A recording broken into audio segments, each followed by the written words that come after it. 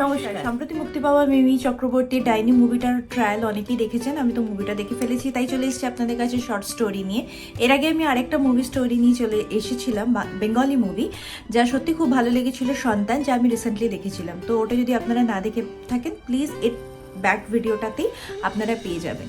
তো মিমি চক্রবর্তীর এই মুভিটাই যেটা রয়েছে, পাস্ট অ্যান্ড প্রেজেন্ট লাইফ নিয়ে কিছু ঘটনা রয়েছে। ছোটবেলায় তার মা মারা যাওয়ার পর থেকে তার সেই জায়গাটা, সে যেখানে বড় হয়েছে সেই জায়গাটা অতটা সে ভালো লাগতো না, এবং সেখানে পুরনো স্মৃতিগুলো বারবার তাকে তার মায়ের কথা মনে করিয়ে দিত বলে সে লন্ডনে ফিরে চলে যায় প্রাপ্তবয়স্কে তার হাজব্যান্ডের সঙ্গে তার জীবন কাটানোর জন্য। কিন্তু সেটা তার বাবার পছন্দ হয়নি, তাই জন্য তার ছোট বোনের সাথে যে সমস্ত তার বাবা যা বড় মেয়ের সাথে করতে পারেনি, তাকে বড় করা, তাকে ভালো একটা জীবন দেওয়া, সেটা নিজের হাতে করে দিয়ে দেওয়া, সেটা তার বাবা ছোট মেয়ের সাথে সেটা করার চেষ্টা করে। কিন্তু ছোট মেয়ে অন্য কাউকে ভালোবাসতো বলে সে তার বাবার কাছ থেকে পালিয়ে অন্য জায়গায় চলে যায়, যেটা একটা প্রান্ত গ্রাম। সেই গ্রামে যে কি কি মানা হয় সেটা সে কিছু জানতো না, সেই গ্রামের ব্যাপারে সম্পর্কে কিছুই সে জানতো না।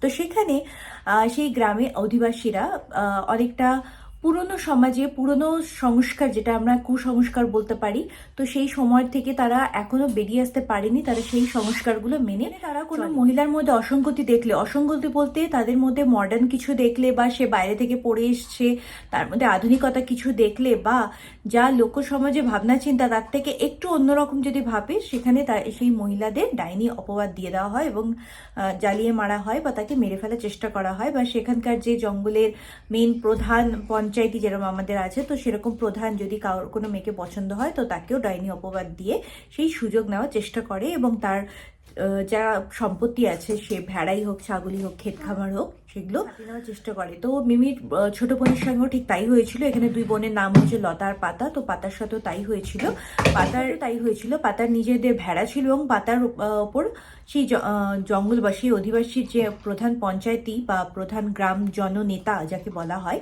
তার একটা খারাপ নজর ছিল। সেই ক্ষেত্রে ওকে হাতানোর জন্য ওর পুরো পরিবারকে তো শেষই করা হয়, লাস্টে ওকে ডাইনি উপহার দেওয়া হয়। সেই সময় মিমি চক্রবর্তী বা লতা সেখানে উপস্থিত হয়, এবং ওকে বাঁচানোর যে স্ট্রাগলটা সেটা নিয়ে পুরো গ্রামবাসী তো মিমি চক্রবর্তীর বিপক্ষে চলে যায়, তবুও কিছু কিছু মানুষ তার সঙ্গ দেয়, এবং শেষে পুলিশ তার সঙ্গ দেওয়ার জন্য সে সেখান থেকে বেরিয়ে আসে। এবং এটা নিয়ে পুরো স্টোরি, এবং মুভিটা অসাধারণ হয়েছে, ভালো হয়েছে।